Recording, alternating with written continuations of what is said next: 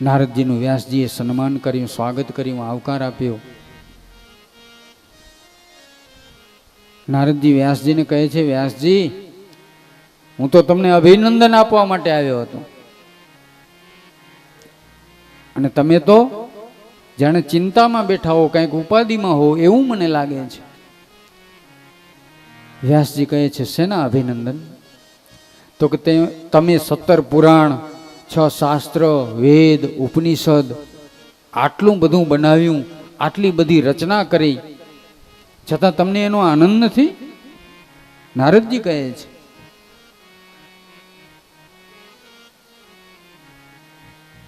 વ્યાસજી કહે છે કે નારદ, શું વાત કરું તમારી પાસે?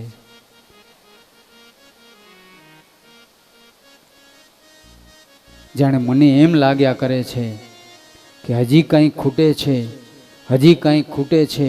આટલું મેં બનાવ્યું, છતાં મારા મનને અંદરથી શાંતિ નથી. મારું મન અંદરથી ચિંતા કરે છે, વ્યગ્ર છે.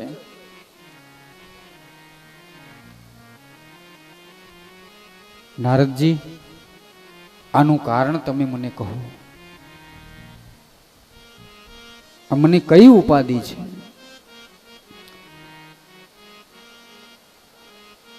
ત્યારે નારદજી વ્યાસજીને કહે છે કે વ્યાસજી સાંભળો, તમને જે ચિંતા છે ને, એ ચિંતા કદાચ દૂર કરવા માટે જ મને ભગવાને પ્રેરણા કરી હશે અને તમારી પાસે હું આવ્યો હોઈશ.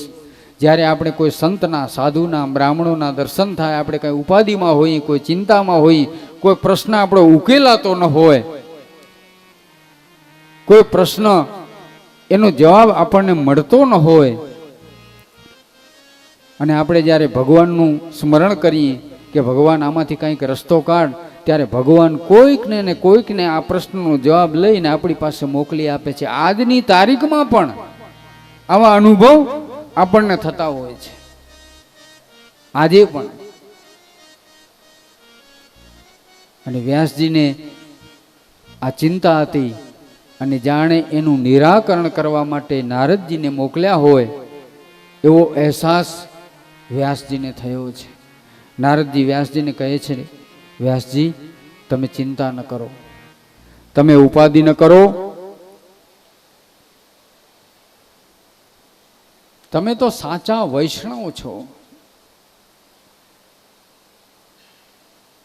અને વૈષ્ણવનો ભાર તો બધો ભગવાન ઉપાડે છે.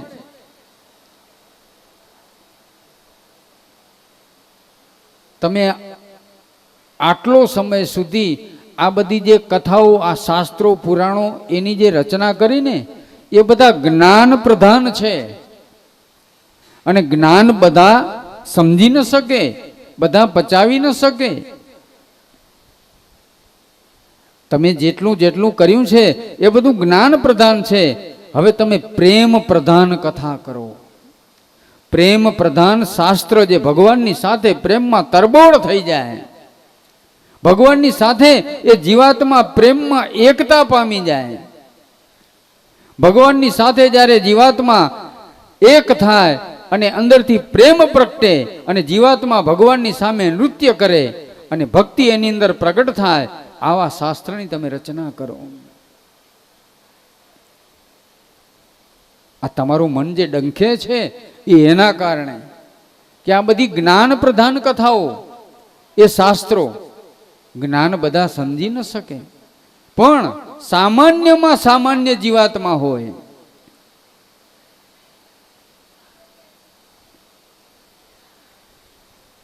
એને પ્રેમ પ્રગટ થાય એવું શાસ્ત્ર. અને ત્યાર પછી વ્યાસજીએ શ્રીમદ ભાગવત શાસ્ત્રની રચના કરી, જે આ પ્રેમ શાસ્ત્ર છે. કારણ કે વ્યાસજી તો સાચા વૈષ્ણવ. હરિ ઓમ. વૈષ્ણવજન તો એને કહીએ જે પીડ પરાઈ જાણે રે. બેલેટી ગુરુ. વૈષ્ણવ જન તો તેને કહીએ જે પીર પરાઈ જાણે રે વૈષ્ણવ જન તો એને કહીએ જે પીર પરાઈ જાણે રે પર દુખે ઉપકાર કરે તો પર દુખે ઉપકાર કરે તો મન અભિમાન રે વૈષ્ણવ જન તો તેને કહીએ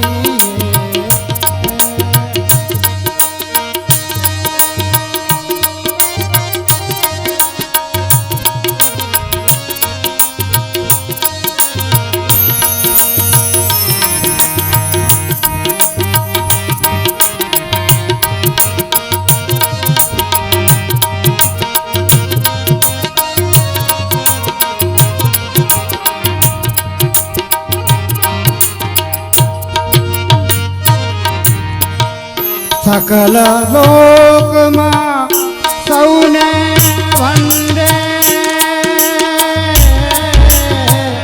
સકલ લોકમાં સૌને વંદે નિંદા ન કરે કેની રે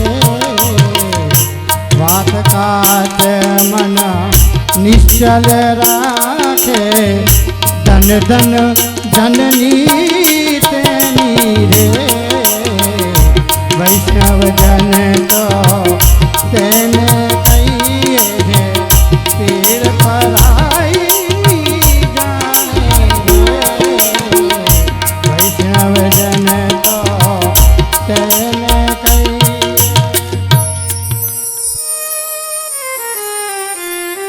વ્યાસજીને ખૂબ આનંદ થયો અને નારદજીએ આ વ્યાસજીને આજ્ઞા કરી આપ પ્રેમ પ્રધાન શાસ્ત્રની રચના કરો. નારદજીએ એના અનુસંધાને પોતાના પૂર્વજન્મની બધી વાત કરી કે હું પણ એક દાસીનો દીકરો હતો અને ત્યાર પછી એ દાસીનો દીકરો હતો ત્યારે અમારા ગામમાં સંતો પધારેલા. સંતોની સેવાનું ફળ અને ભગવાનના નામ જપ તપથી મને આ જન્મની અંદર ભગવાનની ભક્તિ પ્રાપ્ત થઈ અને નારદ રૂપે હું પ્રગટ થયો. આ બધી ભગવાનની આપણા ઉપર પણ તમારા ઉપર પણ ભગવાન કૃપા કરશે અને તમે રાજી થાઓ. વ્યાસજી પ્રસન્ન થયા. ત્યાર પછી સુખદેવજીના જન્મની કથા કહેવામાં આવી છે. સુખદેવજી મહારાજ એનો જન્મ થયો પણ જન્મતાની સાથે જ સુખદેવજી મહારાજ તો જંગલમાં નીકળી ગયા. 16 વર્ષની જેની ઉંમર છે. સુખદેવજી મહારાજ જ્યારે માતાના ગર્ભમાં હતા ત્યારે એમને ડર લાગતો હતો, બીક લાગતી હતી કે હું જન્મ ધારણ કરીશ તો આ માયાની અંદર હું ફસાઈ જઈશ, આ સાંસારિક માયામાં હું દુઃખી થઈશ. એટલે 16 વર્ષ સુધી એમણે જન્મ ધારણ ન કર્યો અને જન્મ ધારણ કરતાની સાથે જ સુખદેવજી મહારાજ તો જંગલમાં ગયા. પાછળ વ્યાસજી દોડે છે, એ દીકરા ઊભો રહે પણ સુખદેવજી ઊભા રહેતા નથી. ત્યારે જંગલના ઝાડવાઓએ જવાબ આપ્યો કે વ્યાસજી તમે ચિંતા ન કરો, તમારો દીકરો એ મહાન પરમાત્માનો ભક્ત થશે અને જગત આખાની અંદર પૂજનીય થશે. વૃક્ષો બોલ્યા ત્યારે જંગલના ઝાડવા બોલ્યો. જ્યારે આવા સત્પુરુષો એ પોતાનું કાર્ય સિદ્ધ કરવા જ્યારે નીકળે છે ત્યારે જંગલના ઝાડવાને પણ વાચા આવે છે. આવા સુખદેવજી મહારાજ એ જંગલમાં નીકળી ગયા. વળી પાછી વ્યાસજીને ચિંતા થઈ કે આ ભાગવત શાસ્ત્ર મેં બનાવ્યું, એની રચના કરી, પરંતુ આ ભાગવત શાસ્ત્ર ભણશે કોણ? મારો દીકરો તો જંગલમાં ચાલ્યો ગયો, મારે તો મારા દીકરાને આ ભાગવત શાસ્ત્ર ભણાવવું છે, આ મારો વારસો મારે એને આપવો છે. આવી ઉપાધિ પાછી વ્યાસજીને થાય છે. એટલે વ્યાસજીએ આ ભાગવત શાસ્ત્રના જે 18,000 શ્લોક એની રચના કરી છે એ પોતાના શિષ્યોને એ શ્લોક ભણાવી અને વ્યાસજીએ જંગલની અંદર મોકલ્યા, જ્યાં કને સુખદેવજી મહારાજ ભગવાનનું ભજન કરે છે. સુખદેવજી મહારાજ સાકાર ભગવાનમાં માનતા નથી, નિરાકારમાં માને છે. વ્યાસજીના શિષ્યો જંગલની અંદર વ્યાસજીએ ભણાવેલા, એમને શીખવેલા એ શ્લોકનું વાંચન કરે છે, બોલે છે, મોટા મોટા અવાજથી બોલે છે. બરહા પીડમ નટવર વપુ કર્ણયો કર્ણિકારં બિભ્રદવાસં કનક કપીસં વૈજયંતી ચ માલાં રંધ્રાન વેણુ રધર સુધયા પૂરયન ગોપવૃંદે વૃંદાવરણ્યમ સ્વપદરમણમ પ્રાવિશમ ગીત કીર્તિ. સુખદેવજી આ શ્લોક સાંભળ્યો. સુખદેવજી કહે છે, વાહ, આટલો સુંદર શ્લોક. આ શ્લોકની અંદર ભગવાનના સુંદર સ્વરૂપનું વર્ણન છે. કાનની અંદર કર્ણેના પુષ્પ, વનમાળા જેમણે ધારણ કરી છે, ભગવાને કુંડળ પહેર્યા છે, પીળું પીતાંબર, ખૂબ સુંદર સ્વરૂપ, એનું વર્ણન. અને ત્યાં તો બીજો શ્લોક બોલ્યા વ્યાસજીના શિષ્યો, અહો બકીયમ સ્તનકાલકૂટમ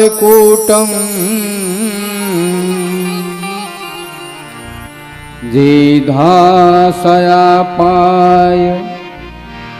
યદસ્ય સાહવી લેભે ગતિમ પાય યદસ્ય સાહવી લેભે ગતિમ હણ્યુ ચિંતા તૌન્ય કમવા દયાલુ શરણં વ્રજેમ.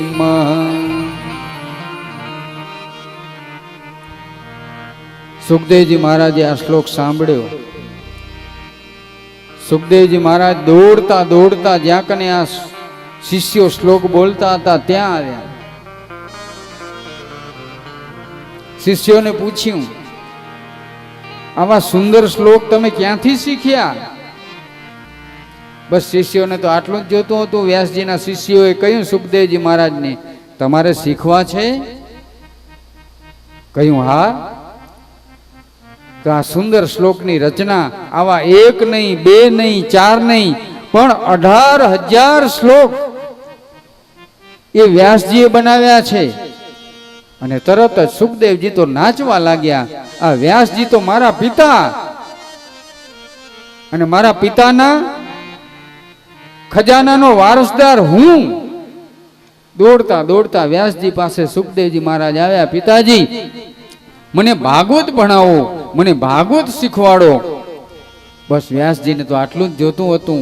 અને વ્યાસજીને ખૂબ આનંદ થયો, એની અશાંતિ દૂર થઈ. અને તરત જ સુખદેવજી મહારાજને 18,000 શ્લોક વાળું એ ભાગવત શીખવાડ્યું, ભાગવત ભણાવ્યું. અને સુખદેવજી મહારાજ એ ભાગવત ભણ્યા અને પરીક્ષિત રાજાને સંભળાવ્યું. એના માધ્યમ દ્વારા આપણે આ શ્રીમદ ભાગવતની કથા શ્રવણ કરી રહ્યા છીએ.